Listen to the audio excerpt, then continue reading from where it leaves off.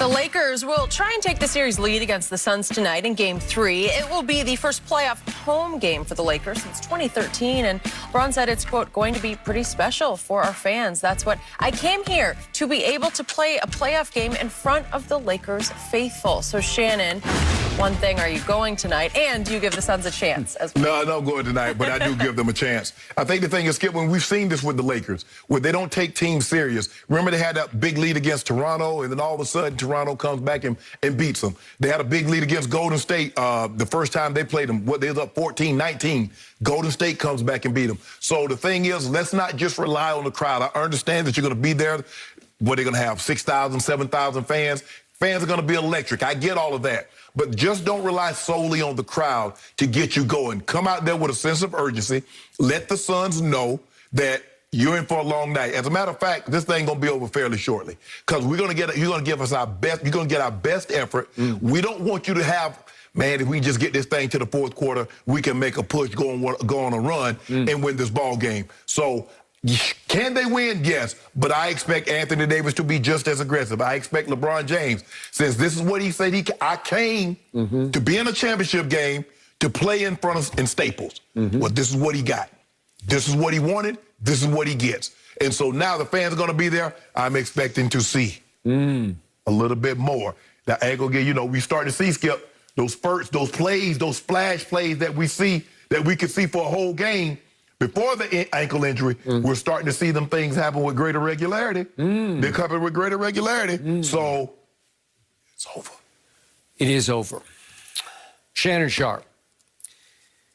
The Phoenix Suns have CP zero chance of winning tonight at Staples without a Chris Paul near 100%, and I think he's like 4%. You have even suggested that he sit this one out in hopes of being better by Sunday. Yes. I co-sign, because this is hopeless. The odds makers are telling you hopeless, because game number 1 at Phoenix, the Suns were 2.5-point favorites. Tonight at LA, the Lakers are 7-point favorites. It's all about Chris Paul III. They're saying he's just not going, if he is available, he won't really be available. So I see another cakewalk. I see a tour de force. I see what I would call a resting triple-double for LeBron, because I don't think it'll take much out of him to have a triple-double tonight. He is simply the greatest front-runner in the history of sports, and I mean that as a compliment. If he smells blood, he will front-run you right into the floor, and he will smell blood tonight. He knows, and you know, that the best thing to do in round 1 of the playoffs is just get it over with. Yes. And then get your ankle a little better and a little better and a little better. Give yourself some time to regenerate for the second round, because for them, especially with Chris Paul hobbled, or basically a liability now, it's going to be over before you know it, but the playoffs don't start until round 2 for your Lakers. Well, yeah, Skip, I agree. Payne played really well, but do you believe he can play like that for 3-4 more games? No. I don't either. They still have Book, and we know Book can fill it up. Okay. The thing is, you got to neutralize him. Skip, I'm going to make... We're timeout on Book. Here's my problem with Devin Booker. Is he a star? You better believe he is.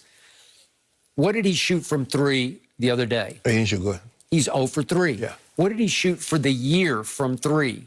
He shot 34%. He's just not a three-point shooter. He's a deadly mid-range. Yes. But if you take him 2 steps back behind that line, he ranked 136th of 150 qualified three-point. He ain't good to go from the 3. Huh? It's true. LeBron is a better three-point shooter than Devin Booker. Yeah. So the Suns don't even have an X factor tonight. If he were a deadly 42% or Steph-like three-point shooter, then you'd say, because in the playing game, Steph was the X factor. What if he shoots you out of your own gym? Skip, well, Devin Booker had 10 points in the 4th, but most of them came from the free throw line in the last 2 minutes. Well, what was he, 17 of 17? He's 17 from the free throw line, and he got 2 3-point, 3-shot fouls, right? So he got 6 straight free throws that made it respectable. Right. Okay? He can make free throws. He just can't make threes. But the Lakers supporting cast, we need Schroeder to play like he continue to play well. He will. The old drum dog millionaire. Skip, you don't know what they call him? They call him Drum Dog Millionaire. I've not heard that. Yeah, old Big Drum. Really? Yeah, you're going to apologize, too. I just call him the Big Penguin. That's all I know. Kareem Abdul-Drummond. He was giving it to him 15 and 12, Really? double-double. Wow. Get DeAndre Ayton in foul trouble because he got no DeAndre big. Ayton said before Game 2 that he wants to be certified as the best two-way young big man in the game. And I'm like, where did that come from? So where the hell is Joel Embiid going? I don't know. I don't know. And I appreciate the talk because he was coming off one big game. And he played good again. But Skip, the thing, I mean, he's getting a lot of putbacks, and he's a big man. He's a load down there. And I think Skip, and I think that's part of the reason why Trez isn't playing. He can't guard. He can't. They need a big body. They need somebody with the body and the strength like a Drum, but somebody with the height and the size of a Gasol to battle him. Trez is just too small. Montrezl Harrell played 0 minutes in Game 2. It might be another situation unless the game gets out of hand. He plays another one. But Skip, the Lakers are about winning championship. Now the next series, he might play more. Remember how little JaVale and Dwight played against the Rockets, where they were big, played big against Portland, played a lot of minutes against Yoke. Yep. Yeah, in the second round. So you never know. You never know. But when your time's called, just be ready. I know this. It's 1-1 and it's over. Oh, my goodness. You got a break. Luck.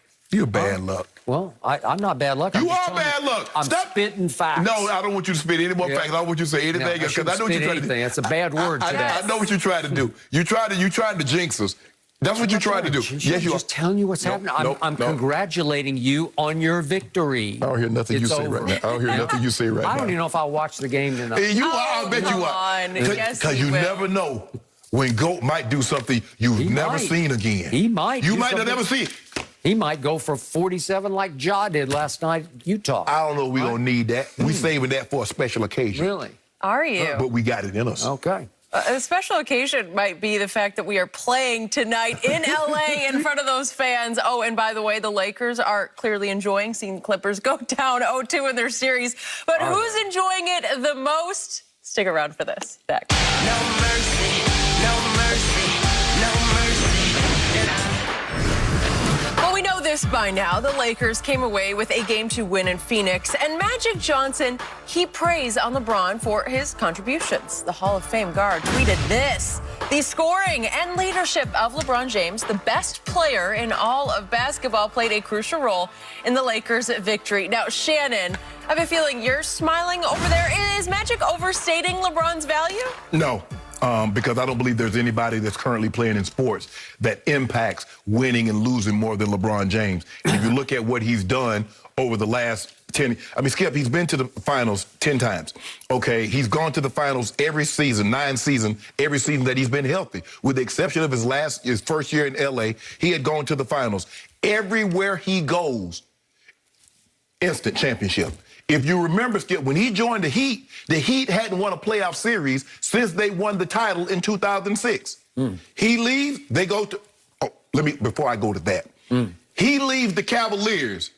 Not only after he leaves the Cavaliers, they get the #1 overall draft pick in Kyrie Irving. They get the #1 overall draft pick in Andrew Wiggins, the #1 overall draft pick in Anthony Bennett. That's what happened when he left Cleveland. They were in shambles, the second worst record in the NBA when LeBron left. He goes to Miami, who hadn't won a playoff series since they won the championship in 2006. What do?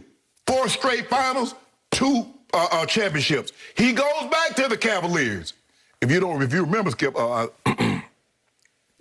think Miami was in the lottery, but we talk about that a little late. Goes back to the Cavaliers, 4 straight finals. Wins the finals. He goes, what did he do when they leave? The Cavaliers, look at him now. In the lottery every year. He goes to the Lakers, playing well, gets injured, nothing happens.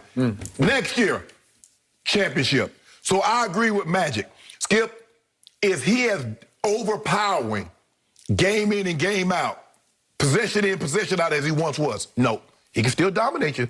Don't get it twisted. His IQ is off the charts. If you watched the game the other night, Skip, he pick and choose. He's like, you know what? 80 them doing well. Drum them doing well. Oh, now y'all really need me to insert myself. Okay, insert here, boom, ball game's over. So I agree with Magic Johnson. No one impacts winning and losing. And this is 18th year for LeBron James. He's had 3 all NBA teammates. Anthony Davis is his only one first-team All-NBA. D-Wade made one third team, two second teams. Kyrie made a third team. I think his first or second year there with LeBron. In reference, Tom Brady has had 17 first-team All-Pro teammates. 5 of them been on offense. Gronk, Randy Moss, Wes Welker, Logan Mankins, and Matt Light. 12 on defense. I thought and defense is how you win championships. So nobody impacts winning and losing currently playing in sports like the 6'9" kid from Akron, Ohio. I defy anybody to find me one that can do it. Is it my turn? It's your turn.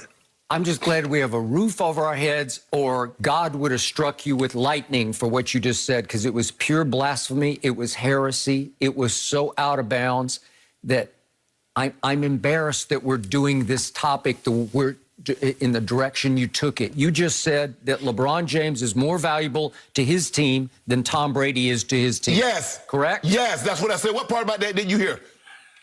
Okay, I'm going to start from the start with